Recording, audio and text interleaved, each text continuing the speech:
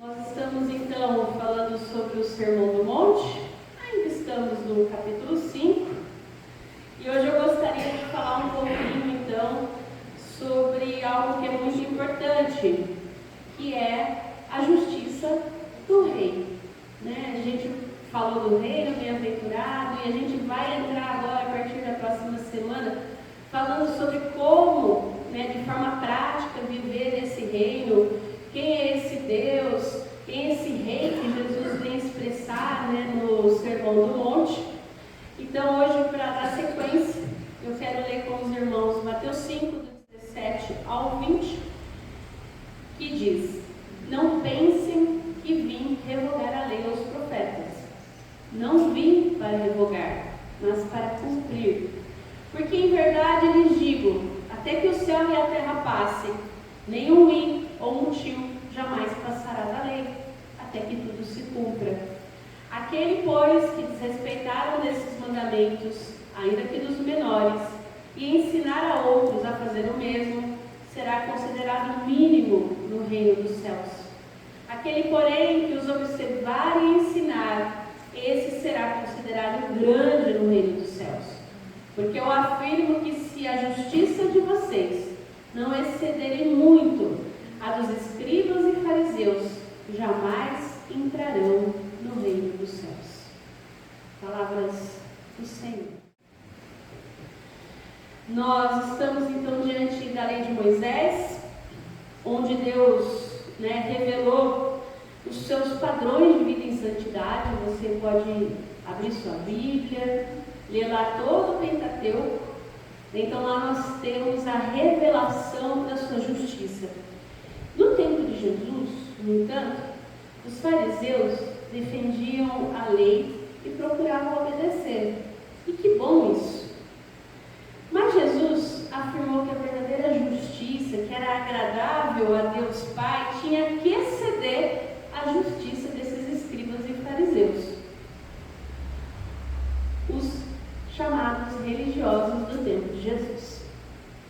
É como se hoje ele dissesse para nós que a nossa justiça tivesse que exceder dos pastores e presbíteros, dos apóstolos, dos profetas, do nosso tempo. É muito sério isso, porque para o povo em geral, os escribas, os fariseus, os clérigos, vamos pensar assim, essas pessoas que estudam a lei, os teólogos, são as pessoas mais santas da comunidade. Consequentemente, as mais justas. E eu queria pensar com você que santidade e justiça andam juntas. Às vezes a gente separa, mas uma não existe sem a outra. Quando a gente fala que Deus é santo, a gente diz que Ele é justo. E se a gente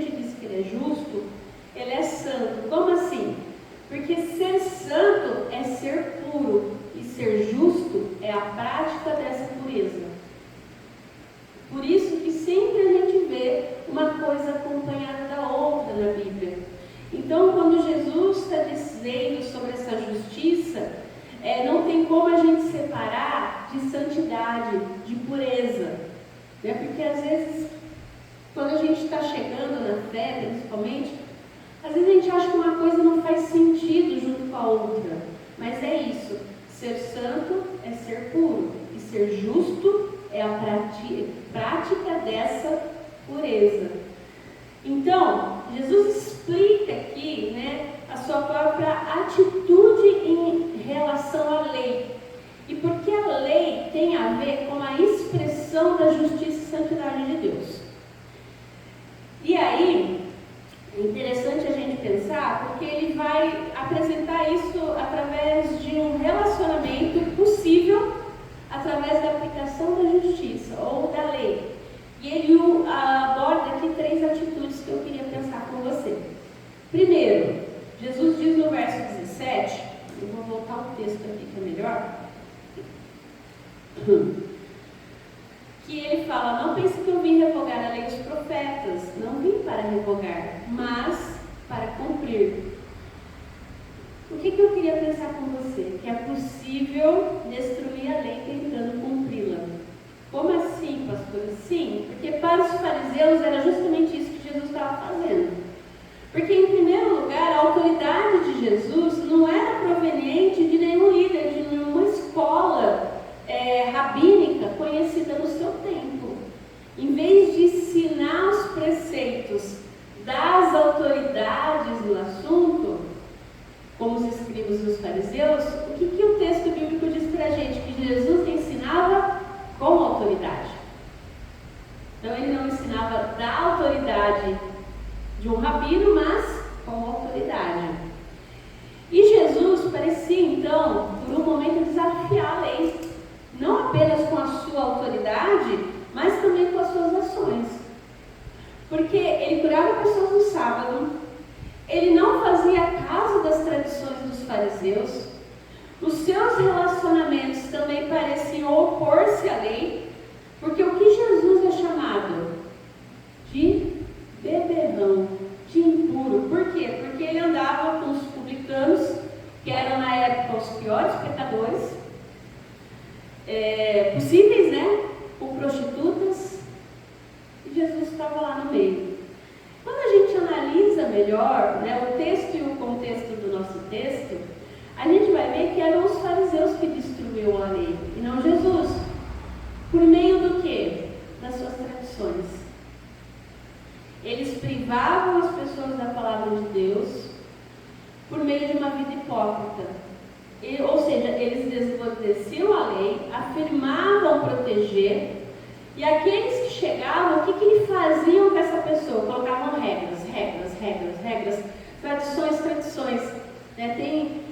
Jesus chega a falar que, olha, vocês não entram no reino dos céus e não deixam os outros entrarem. Os fariseus, eles pensavam que eles estavam guardando a palavra de Deus, quando na verdade eles estavam reprimindo a palavra de Deus. Por quê? Porque eles sufocavam os seus preceitos humanos com regras impossíveis de se cumprir, acabando até com a vitalidade da lei. Porque às vezes a gente pensa na lei como algo ruim, mas a lei que Deus deu para o seu povo é vida, ou seja, era para resguardar o povo de Deus, para que esse povo vivesse bem. Então a lei em si é vida, só que ela estava sendo transformada em instrumento de morte e opressão. Como assim? O fato deles terem, primeiro, já rejeitado Jesus, quando ele veio à Terra, comprovou a verdade interior da lei. A lei não tinha penetrado no coração deles, porque eles não conseguiam identificar nem o verdadeiro Messias. Eles estavam tão preocupados com regras, com tradições, com formas, que eles não conseguiam olhar além disso. E Jesus deixa claro que ele veio para honrar a lei e ajudar o povo a amar a lei, aprender da lei, colocar ela em prática e ter prazer na lei do Senhor. Ele recusa essa justiça artificial dos líderes religiosos do seu tempo. Aquilo passava de uma farsa. E que às vezes, olhando para os nossos dias de hoje, também não passa de uma farsa. Isso é muito sério. Para eles, a religião era um ritual, e justamente por isso estava morto. Não era um relacionamento vivo com o Deus vivo, que é uma pessoa que se relacionava com o povo ao longo de toda a história desse povo. Não, era um monte de regra que devia se viver para chegar a esse Deus. E é interessante isso porque muitas vezes nós também fazemos como os fariseus. Eu falo nós na posição aí de pastora, e é uma crítica, vamos pensar, a mim e também aos colegas pastores, uma crítica aos conselhos e que seja uma crítica também individualmente falando. Nós muitas vezes preferimos lidar com as coisas de Deus, com a religião, com as regras, com a tradição, para não lidar com o próprio Deus. A gente prefere lidar com as coisas de Deus para não lidar com o próprio Deus. O próprio Deus que olha a gente como a gente é, sem escrúpulos, muitas vezes no pecado, e que a gente não entende como Ele nos ama dessa forma. Então a gente, não, vamos fazer tudo certinho, vamos seguir as regras, que é melhor. A gente às vezes se enche de regra, de coisas, né, para não se relacionar com Deus em verdade, até dentro da igreja.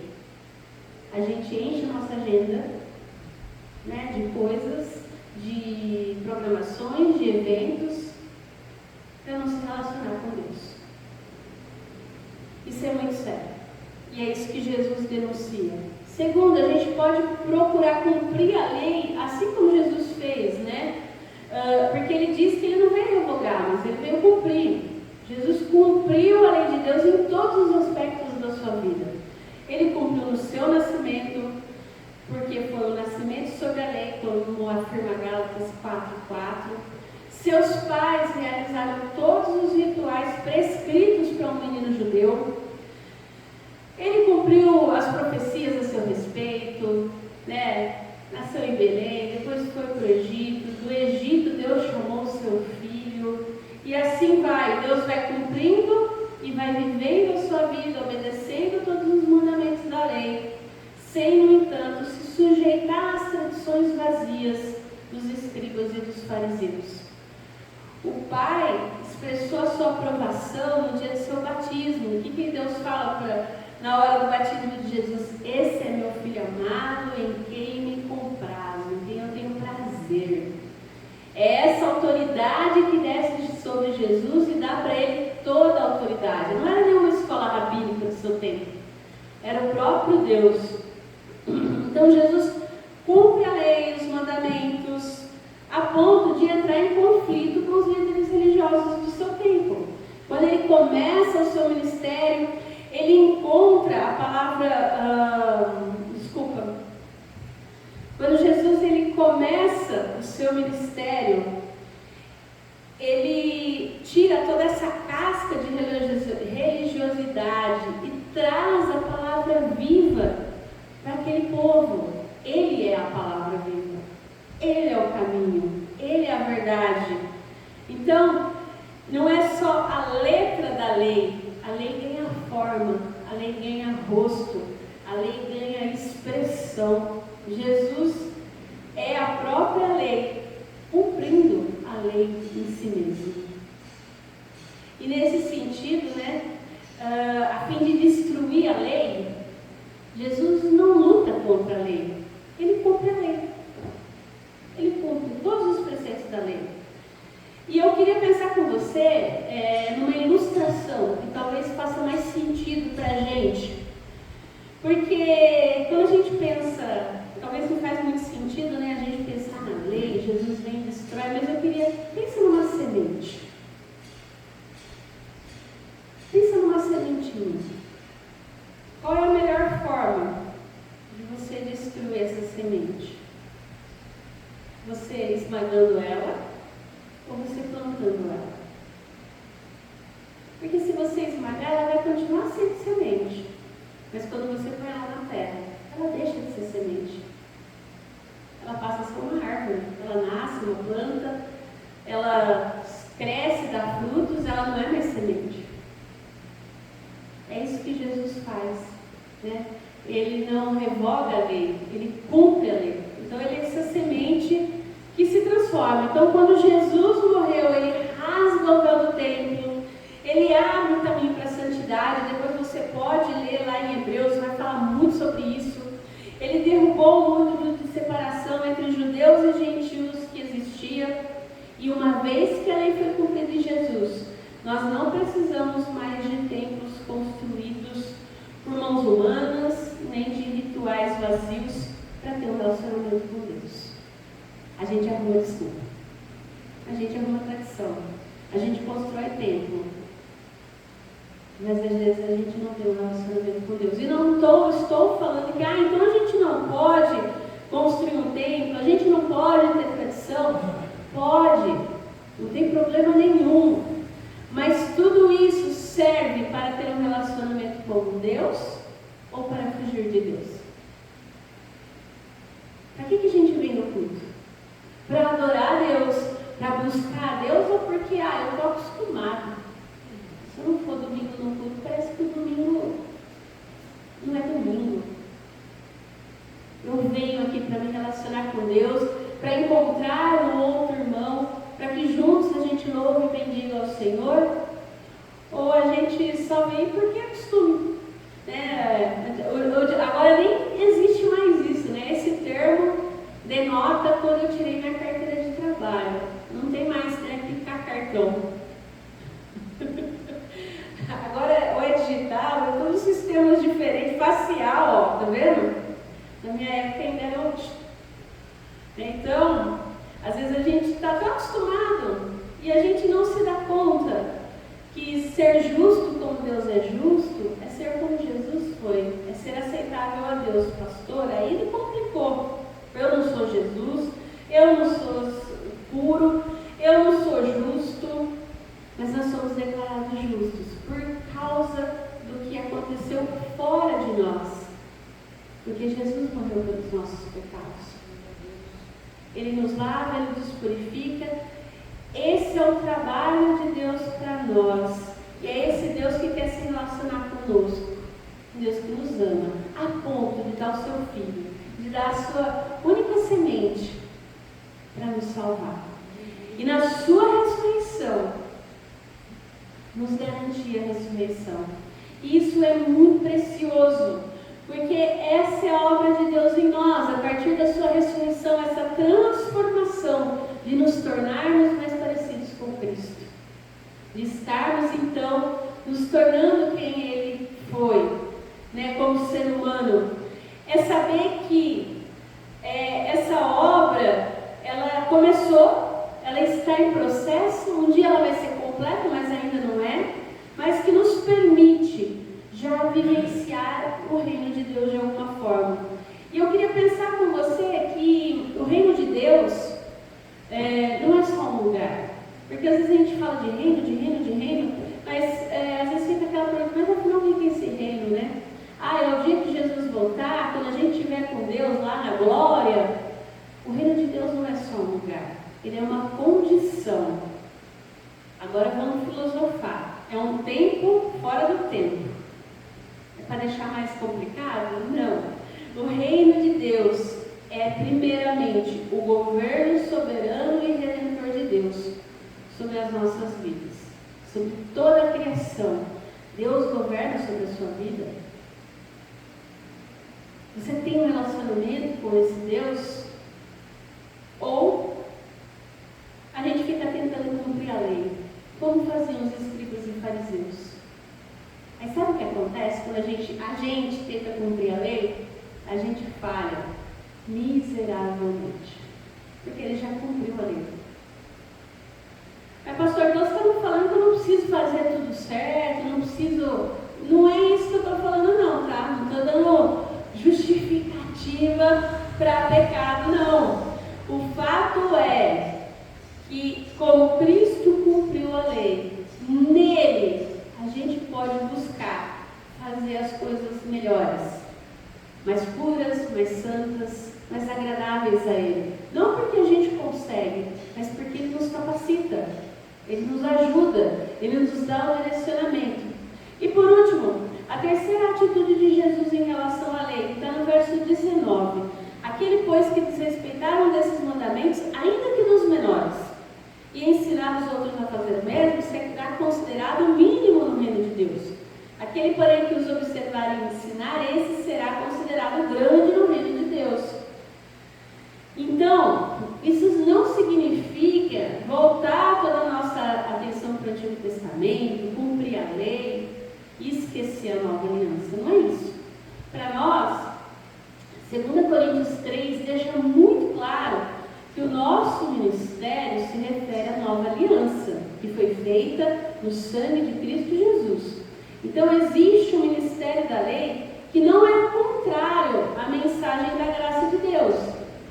E é importante a gente expressar aqui a verdadeira justiça no nosso reino. Jesus deseja que a gente cresça no conhecimento acerca da justiça de Deus, a fim de que nós sejamos capazes de obedecer e compartilhar com os outros. É um relacionamento. Como que eu conheço mais uma outra pessoa? Me relacionando com ela. Se eu me relaciono com Deus, eu sei o que agrada a Deus, eu leio a sua palavra, e isso vai enchendo meu coração, e gradativamente eu vou o quê? Querer fazer aquilo também. Né? Quando a gente é criança, a mãe geralmente fala assim: não quero que você ande com fulano, você está falando igual a pessoa. Geralmente mãe e pai está certo, né? E a gente imita a pessoa na fala, nos trejeitos. Por isso que a ideia é o quê? Se eu me relaciono com Deus, se eu oro, se eu leio a palavra, se eu busco, eu vou me parecer mais com quem? Com o próprio Deus. É essa a ideia, é um relacionamento. E outra coisa, né, reforçando aqui essa ideia, a lei moral de Deus, ela não mudou. Como assim? 9 dos 10 mandamentos que estão lá em Êxodo 20 são reafirmados no Novo Testamento todo. A gente tem um guia moral. O único mandamento que não é reafirmado no Novo Testamento, sabe qual é? Guardar o sábado. Os outros estão todos. As epístolas, os evangelhos reiteram a adoração exclusiva a Deus, a proibição da idolatria, usar o nome de Deus em vão, honrar pai e mãe, não matar, não adulterar, não roubar, não dar falso testemunho e não cobiçar. Estão todos aí no Novo Testamento. Não é mais uma lista, como era, né, em Êxodo 20, mas eles estão aí. Então nós não obedecemos a uma lei exterior por medo. Eu espero que você não obedeça, que você esteja obedecendo por amor a Deus, não por medo de Deus. Porque como cristãos, o que nos impede de fazer algumas coisas não é que a gente tem medo, mas porque a gente ama a Deus o suficiente para que a gente não peque contra Ele. Eu espero que quando a gente erre, porque a gente vai errar, vai acontecer situações em que a gente vai idolatrar outro Deus, a gente vai falar o nome de Deus em vão. Às vezes a gente não vai honrar os nossos pais. Às vezes a gente mata, a gente adultera, a gente rouba, a gente dá falso testemunho, a gente mente pra caramba, com perdão da palavra. A gente cobiça o que é do outro, ainda mais em tempos de redes sociais. Não, pastor, eu não faço isso não. Deixa estar com o desenrolar de Sermão do Monte que você vai ver. Que é o que a gente vai entrar agora a partir da próxima semana. É de arrepiar. O fato é que pecado continua sendo pecado. E os cristãos de hoje, a gente tem mais conhecimento e mais responsabilidade, porque a gente conhece a palavra. E eu espero que o Espírito Santo te incomode o suficiente para que que quando você errar, porque a gente vai errar, eu erro, você vai errar, todos erramos, a gente possa voltar atrás e falar: Senhor, perdoa. Das profundezas a gente clamar, porque Deus se importa conosco, Ele ouve a nossa oração, mesmo no meio do pecado, mesmo na hora que a gente mais esdrúxulas da nossa vida, porque a nossa tendência é se isolar, e Deus não. Deus nos convida à sua presença, a um relacionamento, porque é nesse relacionamento que Ele nos restaura, que Ele nos purifica, que Ele tira esse pecado e que Ele corrige aquilo que precisa ser corrigido. Então a gente não precisa ter medo de Deus. Num certo sentido, a sua justiça significa ira. Sim, né? Deus é um Deus irado, como diria John Edwards. Pode ser que sim, Ele é. Ele tem uma ira contra o pecado, assim, assustadora. Só que se Ele olhasse para nós apenas por essa ótica, realmente a gente seria fulminado vivo. Mas não. O seu amor revelado na cruz do Calvário fez com que esse castigo que a gente merece por causa do pecado recaísse sobre Jesus. Então, a partir do momento em que a gente está em Cristo, a sua justiça, que tem um aspecto forense, que tem toda essa conotação moral, de retidão, de andar corretamente, agora está em Cristo. Então, quando a gente passa a vivenciar esse reino, a gente entende que não é a nossa capacidade pessoal, não é o que a gente faz, é o que Cristo fez. E a gente começa a entender que esse reino, ele é visto como uma concretização das alianças de Deus ao longo da história. Esse reino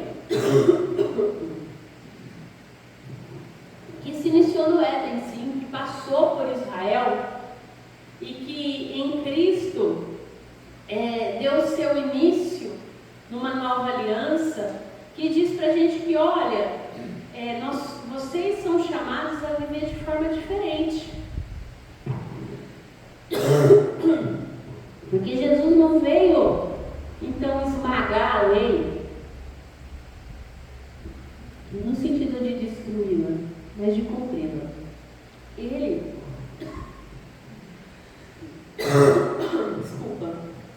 Ele é a boa semente plantada na terra, ressuscitou para nos dar vida. No reino, a gente encontra então um Deus que é justo, que é reto, que é santo, que governa. No reino, a gente encontra a santidade, porque é um Deus santo que governa. Esse Deus que é trino, que é Pai, que é Filho e Espírito Santo, que tem a última palavra. E eu queria pensar com você, com esse rei que vai reinar nos céus, nesse céu que a gente, cada um imagina de um jeito, quando ele voltar, depois da nossa morte, depois da nossa ressurreição, e que é a partir dessa perspectiva, dessa esperança que a gente tem, como a gente terminou sexta-feira, Apocalipse, no circuito 4x4, de que a gente deve viver a nossa vida. É a partir dessa perspectiva de que a gente tem um rei que é justo, que é reto, que é santo, que cumpriu a lei, que por amor me santifica, me justifica sem eu merecer, que a gente precisa olhar a nossa vida. Como assim, pastora? Porque a gente vai pisar feio na bola, a gente vai ficar triste, a gente vai ficar doente, a gente vai perder pessoas que a gente ama, a gente vai errar com os outros, a gente vai viver dias difíceis. O que essa realidade no reino muda na sua vida hoje? É só uma promessa para o futuro? É só um sermão bonito pregado no domingo? Que não é nem tão bonito assim, que está cheio de tosse, de erro de português e coisas assim? O que isso muda na sua vida quando você sai daqui para fora? Eu espero que você possa olhar no espelho amanhã cedo e olhar: eu sou amado de Deus, eu sou amada de Deus. Mesmo que a dor, mesmo que o pecado, mesmo que a doença nesse momento me atinjam, esses resquícios de morte, de pecado na nossa vida, me atinjam hoje, em Cristo eu sou bem-aventurada. Em Cristo eu tenho uma promessa, e essa promessa me faz andar cheio de esperança por essa vida. Porque eu sei que eu não estou sozinho nessa vida. Eu tenho um rei que caminha do meu lado, que me sustenta, que me ajuda, e que está ali, que dando a mão na hora da doença, que está ali enxugando as minhas lágrimas na hora do choro, que está ali me abraçando na hora do desespero. Que você possa sentir essa presença do Senhor contigo, porque se essa justiça não for verdade na nossa vida hoje, não faz sentido ela ser verdade quando a gente morrer. A gente precisa pautar a nossa vida por essa justiça, por essa esperança. Ela não deve se restringir apenas ao momento de culto. Ela deve passar por essas portas, invadir a nossa vida, porque é essa justiça, é essa retidão, é essa certeza que nos dá vida e vida em abundância. Não quer dizer que eu não vou ter problema, então não quer dizer que eu não vou ficar doente, não quer dizer que o dinheiro às vezes vai faltar, mas quer dizer que eu não estou sozinho. E o que a gente vai ver aos longos dessas próximas semanas no Sermão do Monte é como a autoridade desse rei, dessa palavra, se concretiza na minha vida, no dia a dia. Como eu vivo a minha vida a partir dessas verdades. Que o Senhor Deus tome o seu lugar na nossa vida hoje. Que a gente realmente possa pedir que Ele reine, que Ele seja um rei na sua vida, na minha vida, um rei que governa. Não apenas que é bonito de ver de longe, mas que seja um relacionamento. Olha, eu acho que é tão precioso um rei que é santo, justo, puro, que é tudo isso. Olhar para mim e para você e falar: olha, eu estou com você no seu dia a dia. Mas a gente está junto. Ele deixar a sua grandeza se esvaziar e caminhar conosco. Nunca se esqueça disso. Tem um rei do seu lado, caminhando com você. Eu quero terminar com essa frase do N.T. Wright. Quando Deus é rei, o resultado é justiça efetiva, equidade verdadeira e remoção de toda corrupção e opressão. Isso é verdade na sua vida, primeiramente, para que seja fora daqui, na nossa sociedade, porque muitas vezes a gente quer que a sociedade seja cristianizada, que as pessoas vivam como a gente vive. Mas será que a gente vive isso? Será que a nossa vida, a gente busca ser justo nos nossos relacionamentos? Será que realmente a gente busca ter equidade? Será que a gente realmente tem tirado toda a corrupção e toda a opressão da nossa vida? Ou a gente anda por essa vida cansado, oprimido, cheio de pecado, sem justiça, sem pureza, sem retidão? Que Deus assim nos ajude, que assim Ele nos fortaleça em nome de Jesus.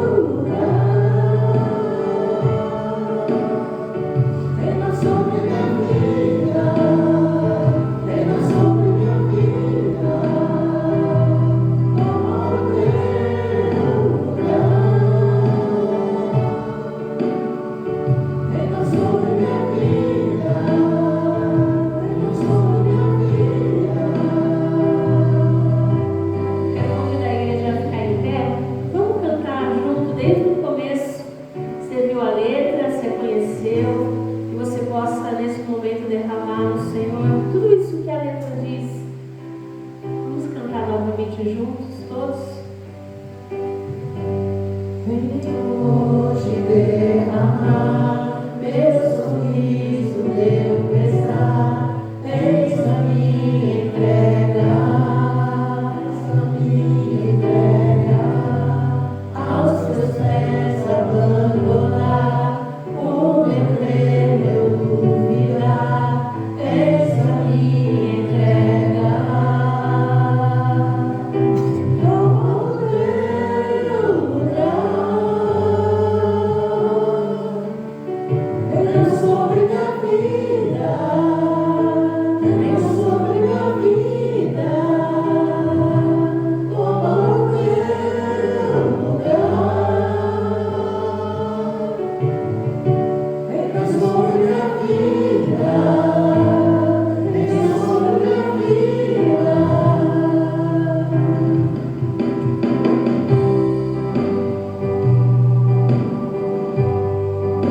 Hoje derramar meu sorriso, meu pesar, eis a minha entrega, eis a minha entrega, aos teus pés abandonar, o meu crer, meu duvidar, eis a minha entrega.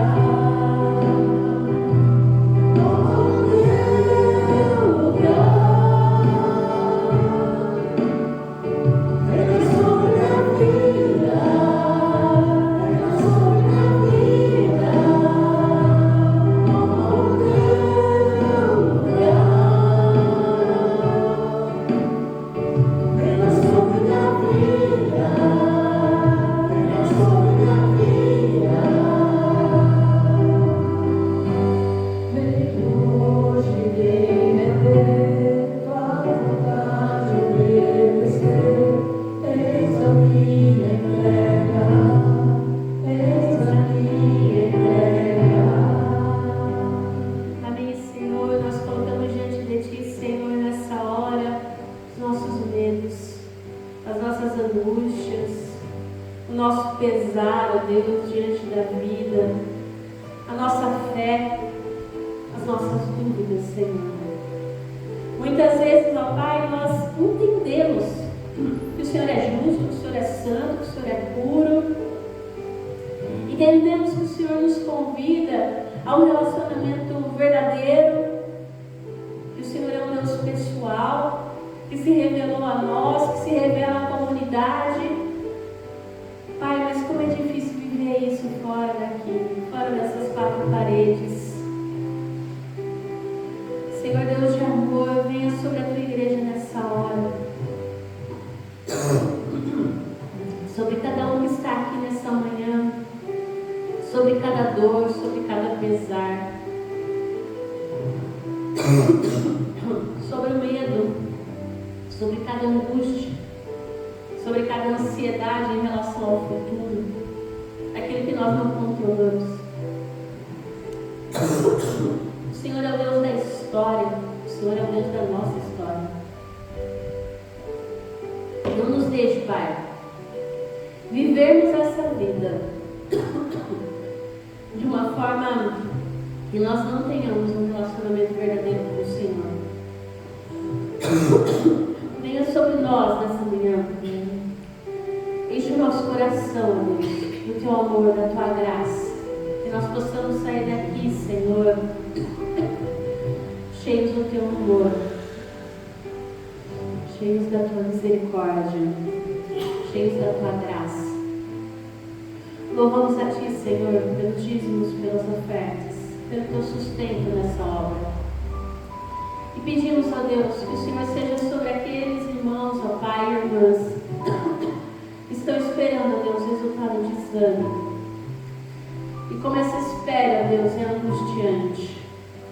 Venha, ó Deus, tirando todo medo, fortalecendo, direcionando. Venha, Senhor, sobre aqueles irmãos e irmãs que têm passado problemas de saúde. Restaura a saúde. Fortalece. Pedimos pelo Roberto, pela Miriam. Louvamos o Senhor pela cirurgia da Dora. Louvado seja o Senhor. Pedimos pela Dona Dalva, ó Deus, que essa semana também completou mais um ano de vida. Que o Senhor continue sustentando e fortalecendo a tua filha amada, Senhor. Louvamos o teu nome, porque até aqui o Senhor tem nos ajudado, tem nos fortalecido. Nós te damos graças, a Deus, pelo teu amor, pela tua benignidade, pelo teu cuidado para conosco. Obrigada. E aquilo, Senhor, que nós não falamos, mas que o Senhor sabe, que o Senhor conhece, nós entregamos a Ti através da oração do Seu Filho Jesus nos ensinou, dizendo juntos: Pai nosso, santificado seja o teu nome, venha o teu reino, seja feita a tua vontade, assim na terra como no céu. O pão nosso de cada dia nos dai hoje, perdoa as nossas dívidas, nós perdoamos os nossos devedores, e não nos deixes cair em tentação, mas livra-nos do mal, pois teu é o reino, o poder e a glória para sempre. Amém. Irmãos e irmãs, recebam a bênção. Que a graça do nosso Senhor Jesus Cristo, o amor de Deus Pai, a comunhão e as consolações do nosso Senhor Jesus Cristo seja contigo, com a tua família e com todo o povo de Deus espalhado pela face da terra, hoje e sempre.